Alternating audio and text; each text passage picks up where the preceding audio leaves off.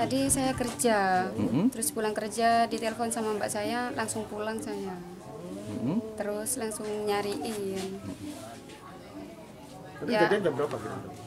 Kejadiannya ibu saya tadi jam 1:30 itu yang nyariin mau ngaji, tapi tidak ketemu. Kumpul sama neneknya ini. Iya, Ketemunya sama jam berapa tadi? Kira-kira jam berapa? sekitar jam 7 sudah. Jam 7-an ya 7 ketemu. malam ya? Iya, Itu posisinya si adik tadi gimana? Kondisinya gimana? lemes. Lemes ya. Iya.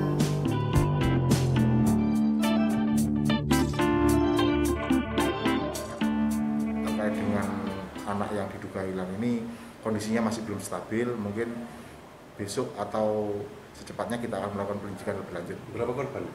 Sementara yang dilaporkan tadi yang ditemukan hilang itu dua anak.